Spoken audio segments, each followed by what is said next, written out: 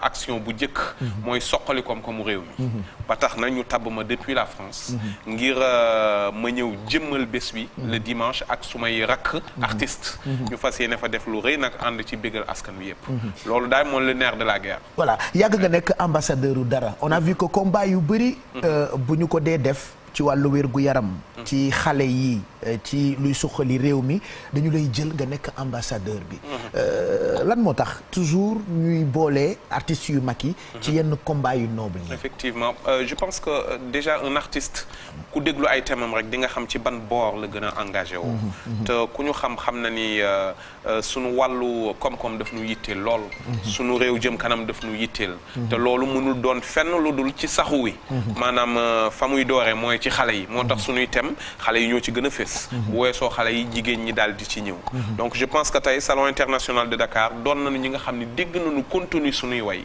loolu moo leen ci njëkk a intéressé le contenu bu ko defee nag ci la ñu waxtaan bokk jëmukaay bokk gis-gis bokk kàddu fas yéene nag yëngal nag ndaxte yëngal jot na parce que boobu ba tey ñoo ngi doon wàcc am na yu bari yi nga xam ne ngi ci ginnaaw comme ni nga ko waxee daanu amaat yeneen jataay fii ndaxte y a beaucoup de projets parce que yaa ngi ci ay projets yu bari projet album bien sûr on a vu que ci période du Covid bi ndar nga toog di bokk ci combat bi dugal ci sa doole dugal ci sa xaalis dugal ci sa xam-xam dugal ci sa xel c'est-à-dire toujours yaa ngi dem ci xool lan ngay saafara jafe-jafe Sénégal exactement jërëjëf loolu nag damay delloo njukkal Guité Club bi parce que fépp fu ma defee dërëm rek ñoom def nañ fa ñeenti dërëm ñoom ñoo waral tout temps rek ñu nekk ca la ñu ne te cee teggi suñu tànk et waaye nag Covid boobu xam nga li ko jiitu y avait l'album coup d'état bëri woon nag contenu bu extraordinaire à travers le morceau yow laa bëgg bi gars yi xamante ñoo ngi jëm ci février je pense que bu ñu waree jouer le 13 février xëy suba di 14 février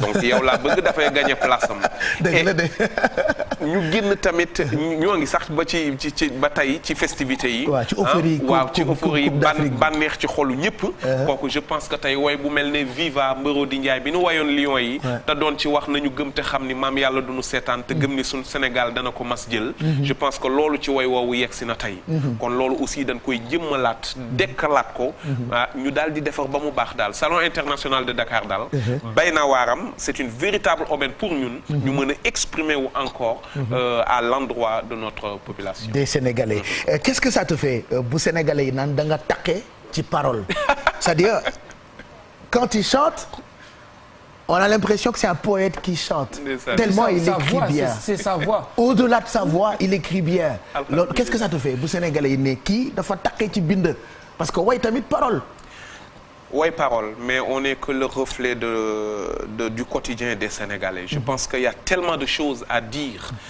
te loolu damay dellu tout le temps ci misaal mi mën naa bañ a sori ku nekk sa bopp doy na la misaal bi Youssou Ndour way dellu ci li Souleymane Faye naan ginaar gi baax na ci kër gi ndax saa yoo ko dàqee waxaale ci say soxla donc je pense qu'on peut ne pas sortir on peut ne pas aller très loin pour bind lu pertinent suñu société foofu la toll dañu toll ci tabaxu dañu toll ci defaru kon ku ci nekk rek am na benn pierre bu muy apporter rawatina nag nga doon artiste bi nga artiste te li ñu xamee artiste mooy seetu la war a doon ci askan wi ba képp ku ko xool rek gis ci bopp xale nga ci ay at waaye enewu xale yu bëri nga ci carrière boo toogee avec le recul ak li nga def yëpp bitim réew Sénégal album yi génn distinction yi nomination yi spectacle yi festival yi ba xool léegi ni xale yi ñu ngi émerger am nañu possibilité ñëpp xam leen ak réseaux sociaux yeeg yooyu siiw léegi yomb na qu'est-ce que ça te fait boo dee seetaan ça fait plaisir musique sénégalaise bi nii ça fait vraiment plaisir parce que mën naa ni ci sunu bi nu tàmbalee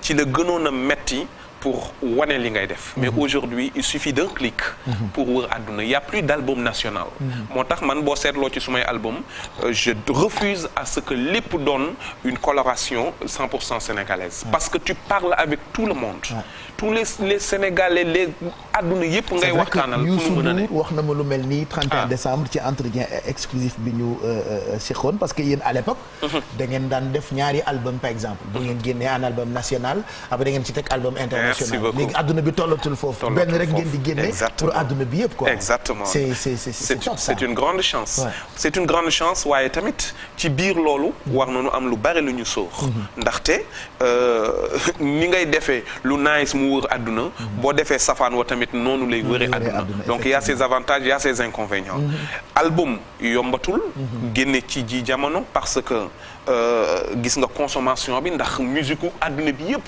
dafay ñëwandoo ci plateforme yi donc tout le temps dañu ci barele moo tax tout est digital à cause de ces jeunes là exactement vous êtes des enfants oui mais nous de la vieille école là on connaît que cassette vinyle c'est fini papa tout ça je dis hein c'est à cause de vous et on est là moo tax damay rejoindre non pas papa petit moo tax damay rejoindre ku mel ne Beyoncé wax ni côté single tey moo gën a neex a génne neex a promouvoir ëpp avantage que di génne album mais album dafa doon li nga xam ni tamit carte de visite la carte d'identité wu artiste la pour nga garder benn posture bi benn grandeur bi en tant qu'artiste tu as besoin d'un album quand même digne de ce nom di nga dellu si waat pour ñu wax ci Grand Théâtre 2022 bi bien sûr parce c'est évident. que tu avais prévu ça malheureusement Covid bi ñëw effectivement resté au moins 2 années yoo xamante ni da nga annulé ay concerts c'est ça annulé ay tournées annulé spectacle yi nga waroon def yëpp c'est vrai que dinañ ci waxtaan mais ba tey fi nga tolloon ci préparatifs yi pour Grand Théâtre 2022 bi foofu nga toll nii. foofu la ñu toll yaa ngi ci ba tey je veux dire. incha allah bu ñu génnee li nga xam ni mooy mbirum salon international bi nga xam ni yàgg nañ ci defi jéego. on va directement vers des nouveautés. mu fekk si nag renforcer l'album Coup d'État. parce que album Coup d'État kenn consommé gu ko. à 100% comme il faut waaw dafa bari ay messages ci biir. te c'est à l'endroit de notre public loolu foog mu yegg bu baax fa mu war a yegg bu weesoo. daan ci joindre yeneen nouveauté comme ça que la mayonnaise reprenne ñu jubal Grand Théâtre jubal faneen jéem a wër àdduna pour répondre tout le temps à l'appel de nos fans. Je sais qu'on en parlera parce que prochain invité d'honneur dinaa invité Pape Diouf. Peut-être samedi. waaye bi ci topp.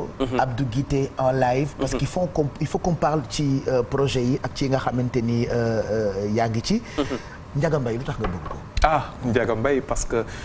kàngam la Ndiaga Mbaye lu mu wax téere la benn wayu Ndiaga Mbaye ça peut faire toute la carrière d'un artiste livre la donc kon ku mel noonu boo ko bëggul tu t'égares ah yàgg nañuy édifier yàgg nañuy wan yoon et macha allah donc woy bu diglewul yeetewul nekkatul ay woy ay naxaate la et puis dama may xarit yu bëgg ay wax yu sew ñu ngi may laaj Abdou Guité il chante comment yow bul dugg ci gaa xool xam naa dañu bëgg ma def ay yow gis naa alaaji nelaw naa mais j'ai vu ça on me l'a envoyé j'ai tellement rigolé. Il y a que lui et Coumba Gawlo qui chantent comme ça. Non mais c'est pas possible. alaaji mais là tu exagères quand même. c'est parce que man génnoon na sama xel mais j'ai une grande sœur bu bëgg ay waxi sew. non gars yi Ati je t'embrasse docteur. MC Abdou Guité il chante comment il chante comme ça. non kii dafa sulli lu am solo parce que depuis Paris. leen ma yónnee message bi ñu ne ma gis nga kii. Pape Cheikh boo ko koñaasul defanteeg moom du la mas a wàcc.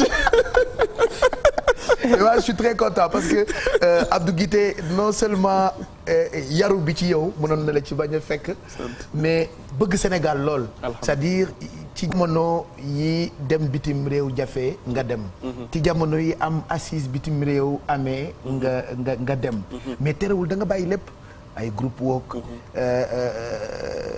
bàyyi lépp daal ñëw pour Sénégal c'est-à-dire da nga bëgg Sénégal te loolu la Sénégalais yi nawee kenn du la dégg ci dara macha allah je touche du bois ce respect bi Sénégalais yi am yow yaa ko liggéey ci ñoom te loolu itam ci yar bi la parce que doomu ndar la sant yàlla bu baax di delloo njukkal tamit suñuy wayjur ndaxte jéem nañu ci ñun lu ñu mën ba tax fépp fu ñu toog rek ñu jéem a defar suñu toogin waaye ginnaaw loolu tamit ay nit lañu dañuy juum léeg-léeg waaye dañuy ñaan yàlla rek fa ñuy juumee yàlla bu ko yàqkat bi teewee ba di ñu yàq ci àdduna donc daan jéem suñu kentalaay kat nan ko waxee ci way yow laa bëgg rek à chaque fois Sénégal di fier ci seen doomu Ndar aussi di gis boppam ci ñun di représenter Saint-Louis dignement merci beaucoup du témoignage. J'aimerais que Aïssata Mercero nous rejoigne très rapidement puisqu'il y a un autre invité qui nous attend. Oui, il y a des surprises avec toi. Aujourd'hui tu restes avec moi. Mais aujourd'hui volontiers je la cède de ma place comme ça. ça tu bouges pas. Ah, non avec plaisir. Comme ça je reste à ma place. Macha Allah. dama ko bëggoon jox sama place parce que elle est journaliste animatrice. Wow. On a démarré ensemble. Tu la vois petite là. Moi je suis vieux père. Oui, ça on voit les cheveux blancs, mais elle là. On a démarré ensemble. Il y a peut-être cheveux blancs à l'intérieur. À l'intérieur. Ouais, c'est vrai en plus. C'est pas possible. Ouais, parce que man damay ñuulal des fois. Ah non, ñun dañuy maquiller. La dernière fois ñuulal naa ko ba gawlo ne ma non mais je trouve ça ringard. Pas trop de noir. Ouais, ben poivre sel, ça peut le faire aussi. Papa, petit, cheveux blancs là. Souvent on veut être comme vous. Maintenant on met beaucoup de noir. Ouais, j'ai mis beaucoup de noir et Kumba Gawlo m'a appelé pour me dire ah mais je trouve que c'est trop ringard. Tu as trop de noir. Aïssata, merci d'être là. Très rapidement, c'est vrai qu'on n'a pas beaucoup de temps. Il est 13h50 et il reste un autre invité. Je suis très content et fier de toi. On t'écoute en France. Ci benn dëkk bu tudd Nantes. Elle travaille dans une radio qui s'appelle Prune FM. Alors dans cette radio, devinez, c'est quoi elle joue quel rôle? C'est-à-dire je veux parler français wolof là. Bon. Mais les deux, ou si tu veux même on va vers le peu là. Voilà, donc je dis parce que je veux en même temps que tu comprennes, voilà. Je veux que les autres. Mais maintenant je me fous de toi maintenant. Non, français. Je parle en français. Voilà. Pour que tu puisses comprendre. Okay, voilà. Moi mon français là c'est français débrouillé. Très bien. Bon d'accord. Voilà. Okay. Donc je disais, elle fait une grande émission sur Prune FM à Nantes où elle fait la promo de la musique africaine mais surtout sénégalaise. Oui. Elle collabore avec Claude Siard sur Radio France Internationale, Couleur Tropicale, tout ça, je sais pas, Antenne Libre, tous ces trucs là que Claudie fait. Elle travaille avec Claude Siard pour la musique africaine, mais surtout pour la musique sénégalaise. Elle fait des émissions digitales sur Internet avec mon ami Tchoub presque tous les week-ends où elle, à partir de Nantes, elle fait des interviews avec des artistes comme Abdou Guité, Ismaël Lo, professeur Bassamba Gueye. Il y a beaucoup d'artistes qui passent dans cette émission, qui passent sur Internet, sur votre chaîne ou sur votre page Facebook.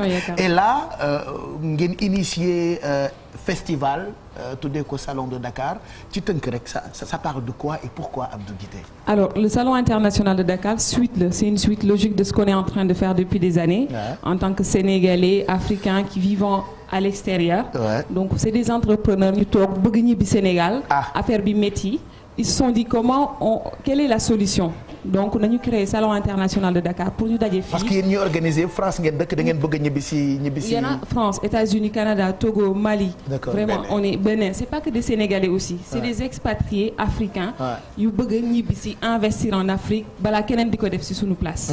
Donc on s'est dit les solutions sont organiser un Salon international de Dakar où on va montrer le savoir-faire, la créativité africaine, mais aussi ñu mën a daje discuter via des panels sur les difficultés qu'on a pour rentrer s'installer en Afrique, les possibilités, les solutions et aussi faire des rencontres B2B ñëw rek du ñu jaay rek yem ci. On va venir toog entre entrepreneurs se dire qu'est-ce qu'on peut faire ensemble, naka la ñuy def ba exporter nos produits africains vers l'international, élargir le marché sénégalais vers l'international.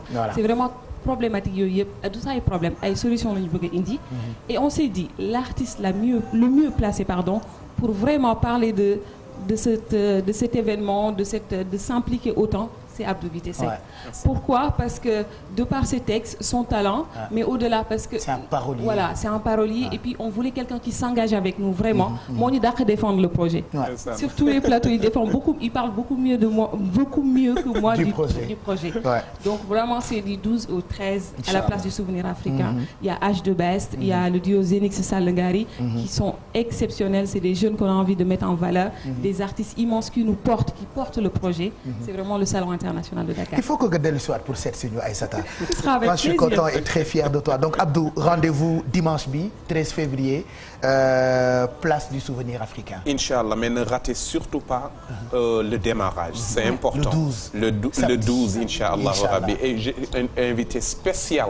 Kooku moom sama invité bopp la mooy Tata Awa Ndiaye. Kooku moom ma nga ca biir Inch'Allah mais mbooleem Tata Awa Ndiaye ban la. Awa Ndiaye Lomé mooy minu way. Voilà Tata Awa Ndiaye bu Amadou Diop da fashion mi ngi ci biir album bi. Elle a toute sa place. Tata Awa Ndiaye Togo. Tata Awa Ndiaye. Voilà, elle viendra. Ñun on viendra Inch'Allah. Ah mais vous avez intérêt. Tout le monde. Dama lay jël si. Je viens te chercher. Tu vas venir. Et puis vous là qui habitez en France, merci d'aimer le Sénégal hein. Parce que moi si j'étais sorti là, j'allais plus revenir hein. Et là je vois que vous tu vas revenir. C'est parce que tu sais pas ce qui est doux. Pape Cheikh, le slogan, l'objectif c'est d'entreprendre avec la diaspora. Donc ça c'est important. Comme il y a les entrepreneurs locaux, mais les entrepreneurs aussi internationaux. Donc ça, il ne faut pas que l'on oublie. Il faut que personne soit en reste. Super. Il y a du intéressant. Parfait. Merci Aïssata, merci Abdou Guité qui viendra nous voir très prochainement pour un live dans Invité d'honneur.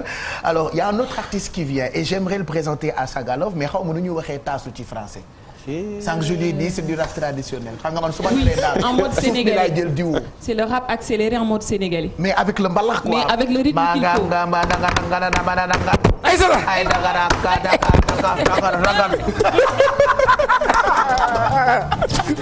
Non, on l'attend. Voilà, il est en train d'arriver. Merci Abdou Guité, merci Aïssata, merci Ro. On te retrouve voilà, ce week-end, place du souvenir africain pour ce grand concert et puis le démarrage du Salon international de Dakar. Mor Guewel, Mor Taasukat.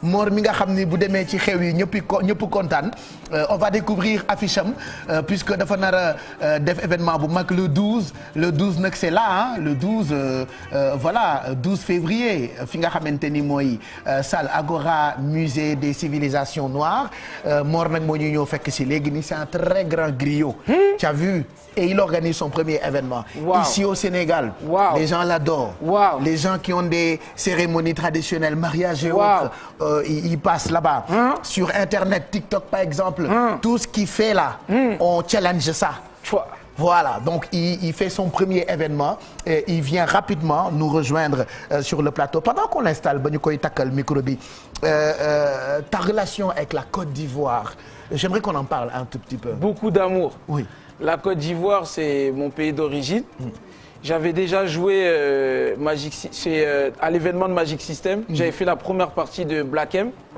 Et ça s'est super bien passé. Ouais.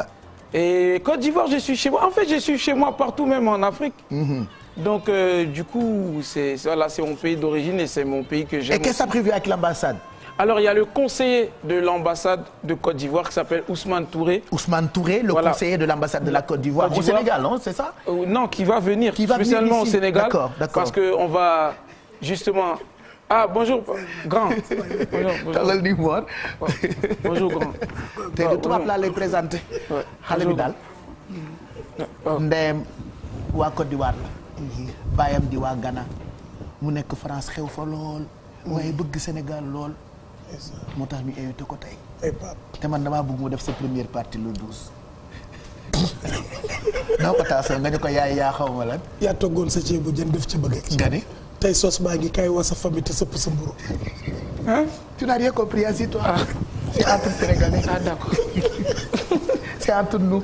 Donc on est en train de parler du conseiller de l'ambassade. Ah, ouais. Donc le conseiller de l'ambassade de Côte d'Ivoire arrive justement au Sénégal pour justement demander audience au président Macky Sall pour que je sois reçu, pour que voilà. C'est possible. C'est possible. On a un président très réactif. Je sais qu'il est très amoureux et réactif et il a même souri pendant l'arrivée des Lions. Il a souri. Président, faut me recevoir. Voilà, faut me recevoir. J'aime le Sénégal. Ça serait l'apothéose pour toutes les personnes, président. Et puis, tu sais, j'aimerais t'inviter. Oui. J'aimerais t'inviter le 11. J'aimerais t'inviter le 11. Le 11, c'est vendredi. Hein? Le 11 mois et vendredi. Je reste 4 jours, attention. J'aimerais t'inviter le 11. D'accord. Hein? On a un animateur ici. C'est l'un des plus grands comiques du Sénégal. Il fait son stand-up le 11. Ok. Il a fait un one-man show l'année dernière ou il y a 2 ans au Grand Théâtre. Okay. C'est un animateur ici. Il fait son show. Je te montre l'affiche tout de suite. Abba No Stress. Ce serait top que tu sois sur cette scène. C'est un dîner de gala qu'il organise et l'événement s'appelle Amour à mourir. Waouh. Voilà, donc ça coïncide avec la veille de et puis l'affiche est belle, hein. Ah, tu as vu? Ah bah, là, même là, tu n'as rien vu. Parce que l'écran qui est devant nous, là, problème technique, depuis qu'on a créé cette télé-là, oui, mais, on a problème technique ici. Mais dans mes yeux, il n'y a pas de problème technique. Ça ne passe pas comme ça à l'antenne. Donc, tu as vu, je t'invite le 11, Inch'Allah. Merci. Hein? Non, tu m'aimes, hein, grand frère. Non, mais tu es mon petit. Non, mais tu m'aimes. C'est normal, tu es mon petit. Ah, tu es mon petit. Grand tu es mon petit. Grand frère. Et puis, autre chose. Oui. Quand on va finir cette soirée avec Abba No Stress, je vais t'inviter dans une autre télé. Il y a une grosse, pâte à pouf. Genre. Edoxy en bas et en haut. Ça respire. Qui s'appelle Bijou. Elle fait une émission qui passe sur 2STV. Qui s'appelle Confrontation. Waouh. C'est l'une des émissions les plus regardées par les Sénégalais. Wow. Je t'invite là-bas. Oh là là.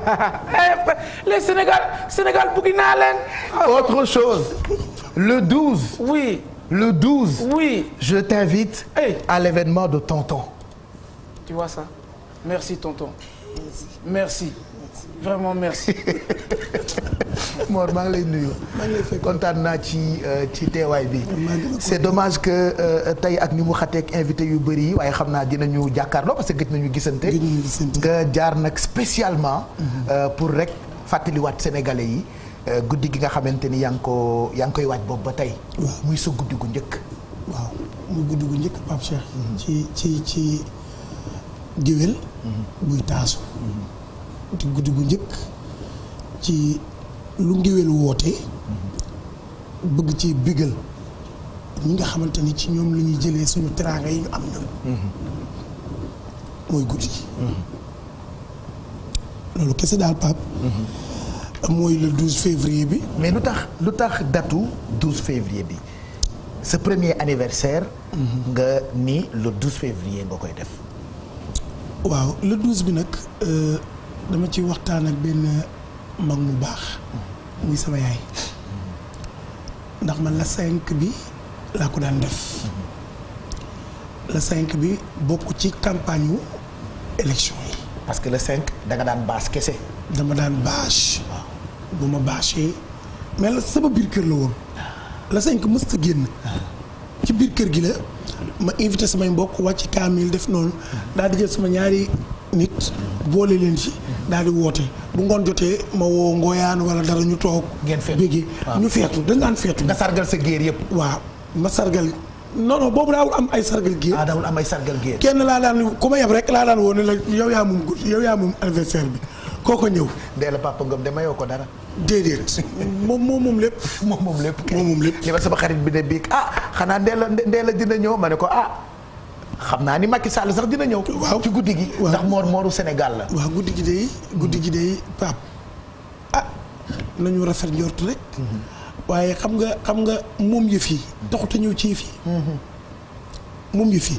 taxut a ñëw ci yëf yi. dëgg la da ngay moom yëf yi kenn xam ne yaa moom yëf yi ki moom yëf yi xam ne yaa ko moom mu jox la ko. waaye taxut a ñëw ci yëf yi de. waaye am na lu gën ñëw am lu ñëw gën. am na loo xamante ni moo gën ñëw. mooy am sa doom wala nga am ku lay tiitaroo nga fexe ba Sénégal gépp xam ni moom daf lay tiitaroo. ma bëggoon ñu wax tuuti ci sa diggante ak sénégalais yi lu mu lay def nga jékki-jékki rek sénégalais yëpp bëgg la macha allah je touche du bois. TikTok télé yi rajo yi dañoo dem sax ba ku bëgg a def lu neex da lay toppandoo wala mu jël ci say kaddu yu ñuy dégg ci xew yi cofeel googu Sénégal yëpp am ci yow lu mu lay def Mor. Pape santaat yàlla rek. santaat yàlla rek du ma ni lu ma fooge woon la ndax jaam mënta fooge dara ci dundam. day góorgóorlu rek bëgg a nekk dara. waaye mënta ni lii nii xamoon naa ni nii lay demee. benn jaam mënta wax loolu. c'est parce que loolu dimension suñu borom la.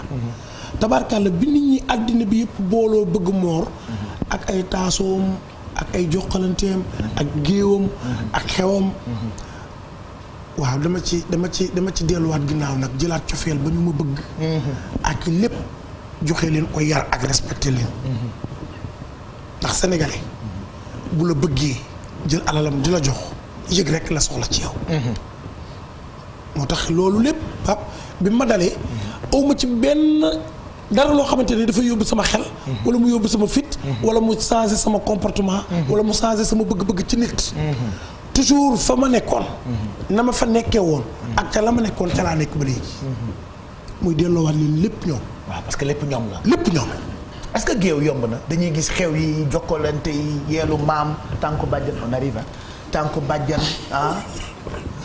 ci papa gënam gi. yooyu yëpp daal di laa nekkee ak moom. man it dama koo sopp di moto bëgguma ko. waaw dëgg la xam naa dama koy bàyyi mu toog rek. waaw xam nga ñii dañoo jar a xam de. dëgg la waaw xale yi ngay àgg France ñii di la 50 euros ñii di la 100 euros. waaw ñii yëpp ay calcul la de. pour dëgg la dëgg la. xale yi dañ lay fukk-fukkee rek. dëgg la te fukk yooyu xam nga boo ko dajalee day nekk dara. Pape. géew yombul de. déedéet. Pape xanaa xamoon ne géew a gën a yomb gën a jafe. seen kaw seen. waaw seen jafewul. bu dee li ngay wax ni mën nga ko boo ko mënee. wax ko yomb wax ko jafewul. parce que da ngeen loolu talent la de man su ma gisee ni ngeen di jokkalante juróom-ñaar fukki junni jox nañ ko nday gi lii mooy wàllu premier njëkk bi man compter xaalis bi sax du ma ko mën mais yéen da ngeen da nga ko mën. lu waay mënul neexul di nga ko mën ci tubaab. mais da nga ko dul mën ci ni moor di jëlee piis yi. waaw ranger ko ci valise yi. jël ko takk ko féetale ko benn côté. xam ne valise bi moo def première liggéey. valise man nag piis bi ba gën a neex mooy pirx joxe na ba wële su pirx. waaw sama ay. loolu mën na maa rey pirx. waaw xam nga lu tax. dafa am ñoo xamante ne nii bu ñu lay teral. dañuy dem jënd ji voile suisse ñu indil la ko. c'est parce que xam nañu Pape Cheikh bëggul mbasin jasinaire. d'accord am ñoo xamante ni bu ñu lay teral dañuy dem jëndi brodé coton. bu marigé yi. ñëw indil la ko c'est parce que xam nañ ni Pape bëgg na coton. am ñoo xamante ne nii xam nañ ni bëgg nga coton bëgg nga brodé bëgg nga lépp mais pire xabi. mooy wan nit ñi ni kii kat ki muy yebbal daf koo ñor dafa dem jënd ji brodé ca pire xa du bàyyi. loolu moo indi pire xa bi. te ki nga koy defal tamit ak jom ci mu ciy booleeg ngor gi. dafay insister pour bëgg ñu xam kii bi daf koy jaral sax mu bàyyi ci étiquette bi. te yeb bi dafa bokk ci aada Sénégal. dafa bokk ci liy neexal diggante yeb bi day neexal diggante du aada. du aada luy neexal diggante la. luy neexal diggante la. ndax Pape Cheikh takk na jabar ji am na doom yaay Pape Cheikh dem ci hôpital ba fanaan ak jabar ji ba mu wasin mu jël liir bi gàddu jël goro bi jiital ànd ak moom ñëw toog di ruy di nangam ngénte jot.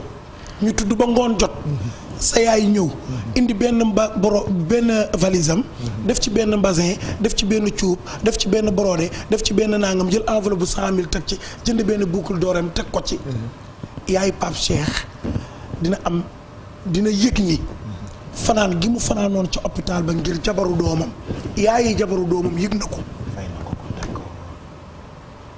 te boobu fekkoon na yaayi Pape Cheikh boole na lim am ak lim ñàkk boole ko ak alalu Pape Cheikh dem yóbbu ko ci kër yaayi ki Pape Cheikh ni moom la bëgg dégg nga maïs ka loolu day defar diggante kon du yàq boo déggee ñu naan ñi dañuy yàq ci xew yi joxe nañu ay 1 million moo dafa nekk joxe na 10 millions joxe na 30 millions joxe nañu ndawtalu 500 000 yàq xaalis la yow lu mu lay def ci koo xamante ni loolu mooy sa liggéey ñooñu Pape en général heure boo déggee ku koy wax rek jéemu ko woon mënu ko te fasu ko woon yéene te bu mu juddoo ci aw xeetam ba ni mu màggee loolu mësta am ci famille ba day doon lu mu xamul très bien waaye boo juddoo sa yaay minute bu jot mu dem ngénte bu ñëwee indi 6 yaaru vaccin ay waaye goro diw bi diw lañ doon jox diw mu jox ma nangam ma indi ko kooku boo gimmee ci loolu gis sa yaay di puudaru di sañ say am ñaari lam yom takk di toll mu baax di dem ak ñëw heure bu toogee ay mbokkam ñëw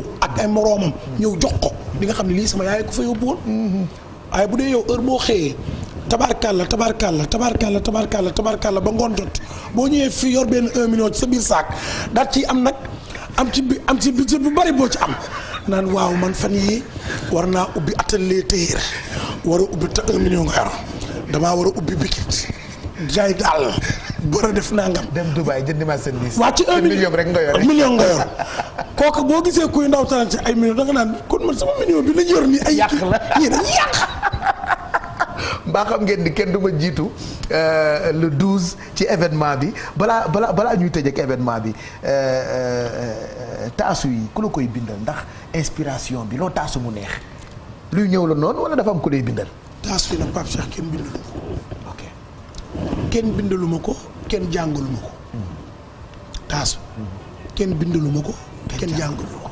lu ne ci yow la rek mu judduwaat. waaw barke Cheikhuna Xadim Sëriñ Bamba Xadim Rasul rawal musuma taxaw gis benn nawle géwél ci àddina buy taasu ma xool li nga taasu ba pare ni bu ma ñibbee dinaa ko répété mës sa am musuma wax taasu boo xamante ni nit daf may fëgg ci sama mbagg ni ma man maa moom lii ngay wax amul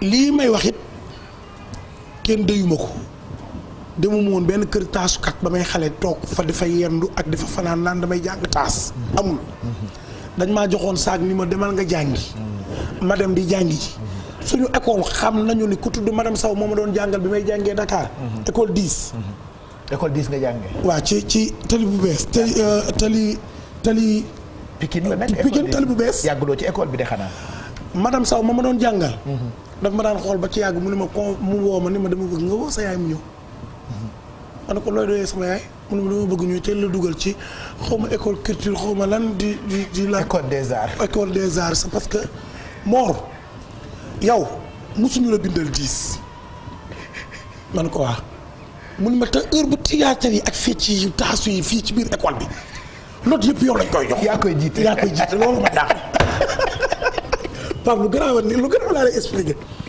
li ma lay expliqué nii maanaam ni laa akkan yëfi tubaab ko xool ci dara ay njàngum école grammaire rek équerre compas dara conjugaison dara xam nga lu ma bëgg aar rek laa mës a bëgg ndeysaan aar rek ndeysaan waaw bi ma ko bëggee nag dama ko doon lijjantil sama bopp fu ma dégg fu aar di may dara nit dama fa daan dem daan nangul it kilifa yi am dara ci aar ma leen ni nangul seen li leen yàlla may ci aar ak di gis seen i taxawaay ba tax ma xam nan boo amee succès boobu ëllëg nan nga war a comporter xam nga lu ñuy def bu guddi gi passé dama lay tëggal émission bu rëy fii ci télévision Futurs Médias nga indi groupe bi ndax man daal dama bëgg wax ju ànd ak taasu xam nga waxtaan wi nii dafa kii daal dafa tubaabe torop simple nii man bëgguma yii il faut ma tëggal la émission bu mag ñu jàkkaarloo naa ci liggéey ak suma rakk sama xarit waaw kon moom daa ndaale tama loo dee jotee ñuy xeex demal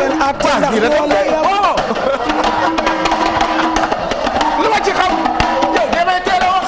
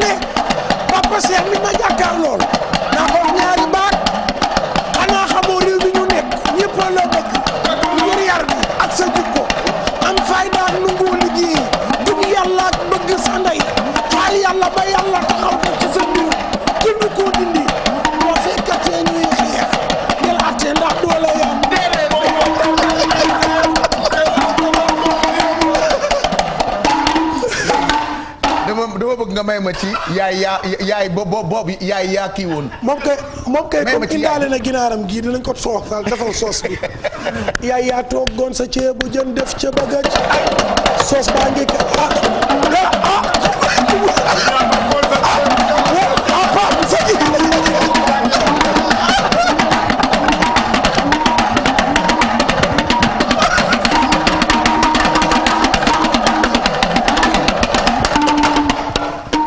sa ginaar waaw jël ginaar gi kay yow bii kenn du ko soos dañ la koy bàyyee ak yow jël sa ginaar. T'as vu comment la danse aussi waaw ginaar gi fu mu waaye man Pape Cheikh li ma jaaxal mooy ginaaram bi fu mu jógee kenn xamul man damaa tiit xam nga réew mi neexatul. non Pape nag kaay bi ginaar gi ñëwee nee naa ko ku la yónni heureusement ba France la jóge waaye bu jóge woon fii ginaar gi du dugg ba xam nga ma. réew mi neexatul. déedéet ba pare nag. Sénégal neexatul. ci ginaar gu ñu ëmbee lu yaa ngi waaj guddi. ñu ëmbee ko lu xam ci dara. Pape. réew mi neexatul. nee ko mu jël ginaaram ba pare rek. jël plateau ginaar. te ginaar gi Aïssata la tudd. Aïssata. jëlal Aïssata te wari Amadou jox ko. prends Aïssata. prends et amène le voir Amadou. moom Aïssata la tudd bu gisee góor gu tudd Amadou nga may ko ko. ay Mor yaa ngi waaj guddi. mu indi ginaar. waaye Pape nag kaay puudar kanamam puudar bu weex kii mbaaw yónni wuñ ko. di fecc ginaar. waaye yàlla baax na. waaye lépp rek sa kaw lay jot. Pape. Mor kontaan naa. Pape lépp sa kaw lay kontaan naa barki borom Touba dinañ la tëggal émission bu mag incha allah. ndeysaan parce que sénégalais yi fonk nañ la lool man mu bëgg la personnellement. loolu dafa yàgg loolu yàlla dogal na ko depuis très longtemps tey mënul woon a ñàkk. lii sa passage ci émission bi en attendant guddi gi. ban message ngay jox sénégalais yi pour ñi nga xamante ni ñoo koy préparer ci diggante billets yi parce que dégg naa spectacle booy teel a commencé la. waaw li ngay doon géwél piir yëpp da nga koy def spectacle tubaab. maanaam tàmbali heure. jeexal heure. te ku teelu te ñëw doo am place. loolu dégg naa ko ci ñi la koy organiser. loolu moom am na Pape Cheikh. Pape jërëjëf damay delloowaat rek. ngërëm boobu. ci yow li ma la wax léegi ci biir taasu yi rek. laay dëggalaat pour ñëpp xam ko. ni nit ñi ni sénégalais fonkee Mor. bëggee Mor noonu la sénégalais yi bëggee Pape Cheikh. te lépp yar ak teggin ak sentiment moo la ko may. gis nga li leen nit ñi bëggee man bëgg naa la bu yàgg xam la bu yàgg mais jikko bii rek lañ xam nii nga mel nga mës a mel lépp ci yar lépp ci teggin lépp ci kaf lépp ci ree te Pape kaay ma wax lu tuuti bëriwul loolu waxuñu ko lañ laa seen noppi àddina fii loolu waxuñu ko rek bañ la séenee la ñu noppi waaye lépp la ñuy wax fii ku fi nekk sa jikko sa ginnaaw la ñu koy wax waaye na nga fexe ba ku ko fekkee ni ay la yéwén mën naa ne gis nga loolu nga bëgg boo ko bëggee midi 11h ma defal la ko. incha allah c'est parce que jikko bi laa koy defal.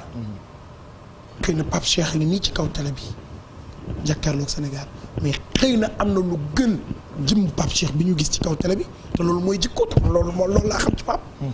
yàlla ko yàlla def yàlla na la yàlla defal jàmm. amiin amiin Pape guddi gi nag noonu nga ko waxee noonu lay demee. dañ koy teg ci axe. axe bi mooy day commencer heure. jeex heure. foofu amul jënd billet. buntu musée ba. amul jaay billet kenn dafa jëndee billet ci buntu bi. kenn dafa jëndee parce que billet guichet fermé la déjà. guichet fermé incha allah.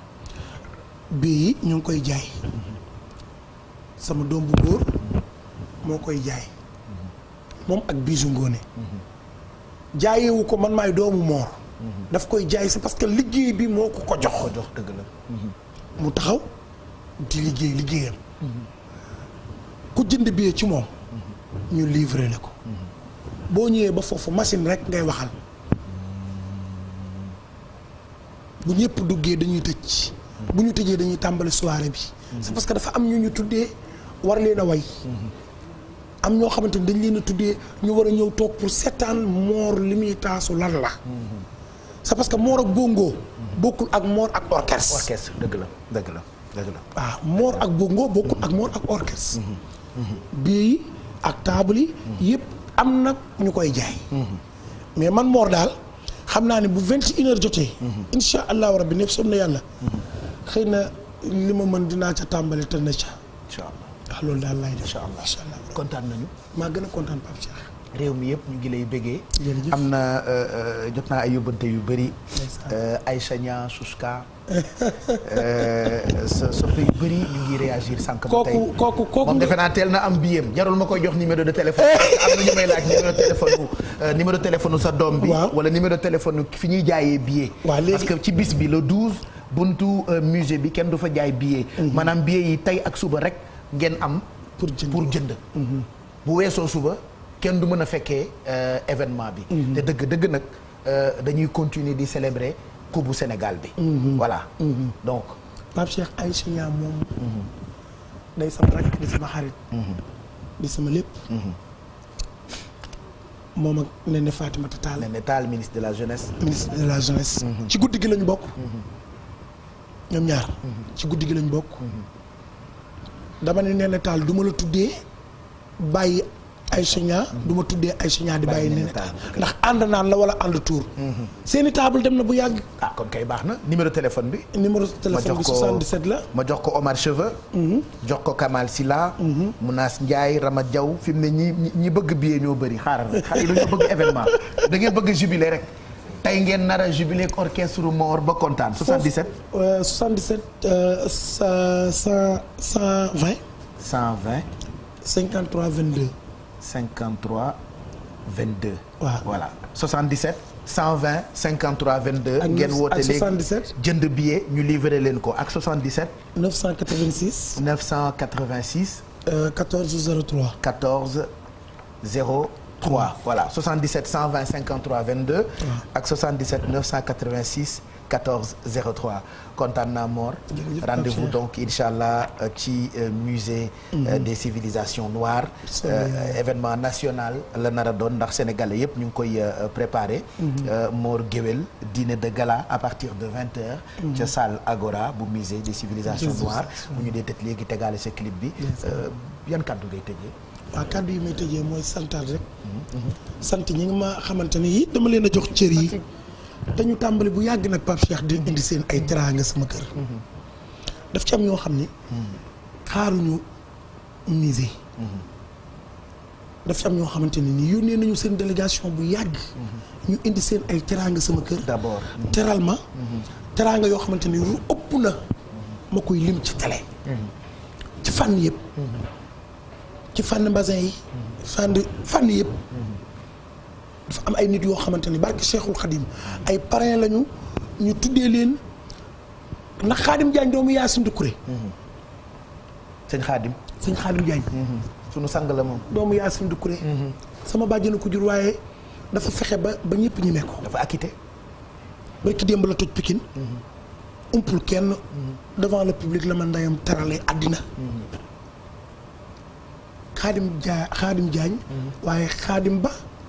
mu ajaratu ñu Idrissa Gueye nga xamante ne moom ndeyam laa ko bëggee. moom yaayam laa ko bëggee. Khadim. Pape Modou Ndiaye mi nga xamante ne doomu aji Jóob la di sama rak. yooyu ñii ñooy parrain yi. ak Khadim Lo Gaydel. Sëriñ Fallu. nga xamante ni mooy mbokkum ay Nia mi woote léegi. boo demee ci moom dalay dimbali. dalay dugal may la loo sangoo. jox la paas. teral la moom Fallou Lo. barki Seexul Xadim Fallou Lo Gaydel nit ku baax la. barki Seexul Xadim mu nekk fii ci Ouest Foire. gën. doo ajaratu leen taal jooju. ñii daal ñooy góor ñi nga xamante ni ñooy pàppay guddi gi. ñooy pàppay guddi gi. waaye tabarkàlla laaw la ca Alaaji Alsaan Mbay mi nga xamante ni dama koy delloo njukkal. Amadou Yàlla maa jigéen Njaay. Amadou Yàlla maa jigéen Njaay nga xamante mooy sëtu dogo. mooy Malick Mba Dior di ngeen faralamb damel teen dama ne ko ñu nga doon fekkoo leen fi. déedéet fekkoo leen fi ci fit. fekkoo leen fi ci doole fekkoo leen fi ci teraanga fekkoo leen fi ci jom. fexe nga ba réew mi ñun ñëpp ñuy ay géwél kenn mënta wax teraanga Alsaan kon fa tabarkàlla laaw la cat moom laa ni dama koy tuddee xam nga lu mu tudd sargal jigéen delloo njukkal jigéen yéen sargal Fatou Guewel delloo Fatou Guewel njukkal waaye sargal Alaaji Alsaan Mbay incha allah Fatou Guewel sama mag jooju yaay bu dee maam Khoudia guma mi ci Yoof sama mag jooju nga xam ne dañu yàgg mu baax lool am jom fonk ak njabootam am jàmm am sutura bëgg lu baax wallaahi wallaahi ñaari géwél yii nag ku ne am cër ci guddi gi. da nga am cër ci guddi gi. cër boo xamante ni yow kottu yaa ko moom. yàlla ñuy àggale ak suñu samin. amiin cere nag bu jeexul jeexul ci bële du wees. dëgg la yow xam nga. te li duuf ci nag bi xayu ci. boo ko ci defee day xëbb. dëgg la. kontaan naa kon mbokk yi rendez-vous baa ngoog ak Mor man maa nga fa.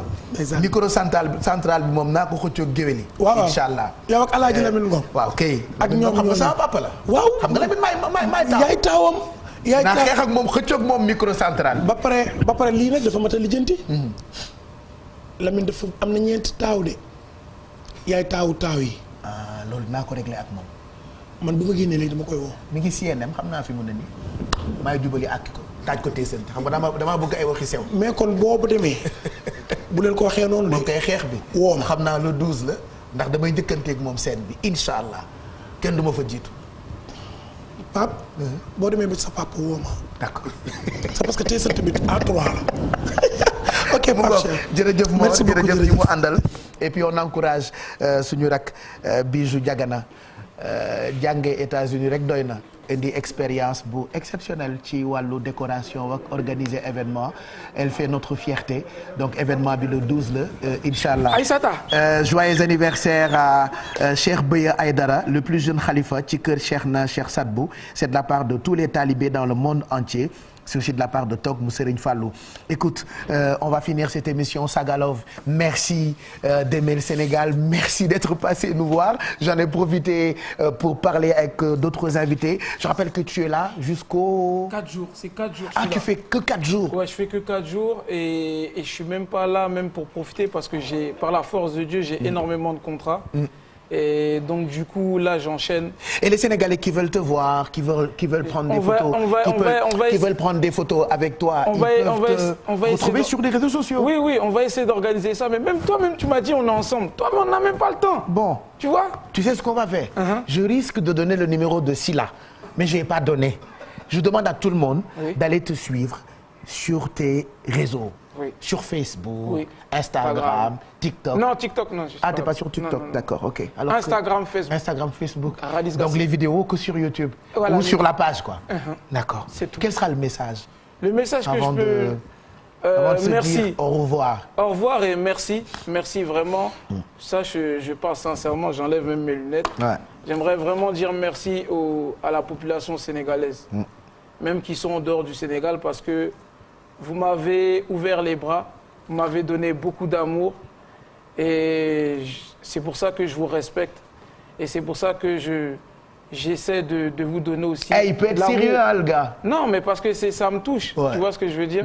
Je viens au Sénégal, on me donne de l'amour, on me donne des sourires et ça, c'est pas toutes les personnes ou tous les pays qui peuvent faire ça. Il y a des pays qui sont fermés et le Sénégal ouvre.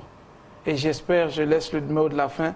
J'espère que le président me donnera audience. Là, ça sera vraiment la conséquence. Il te recevra, c'est possible. Il est très réceptif et réactif. On a un président vraiment chouette, quoi. Il est trop cool. Voilà, il est même plus cool que Macron, quoi. On a vraiment un... Plaisir. Je dis, hein, on a un bon président. Il est très gentil. Il va te recevoir. J'en sais quelque chose. Consécration. Voilà. Consécration. Merci. Merci. D'être passé nous voir. Merci. Et bonne chance pour la suite de ta carrière. Merci. Voilà, moi, je suis très content. Je te suis tout le temps.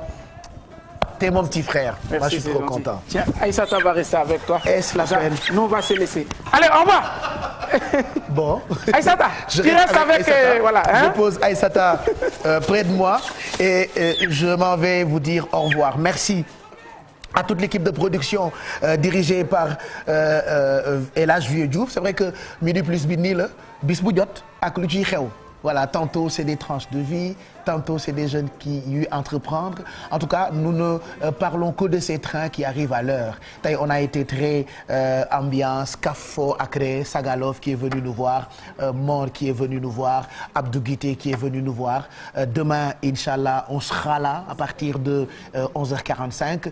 Gërëm Corombar Ndiaye mi nga xamante ni moo jiite production bi émission bi Bouba Ndour ci boppam moo ko produire bis bu jot ak ni ngeen ko bëggee. noonu rek la ñu koy defee ci télévision Futur Média. Bon appétit et à demain 11h45 Inch'Allah.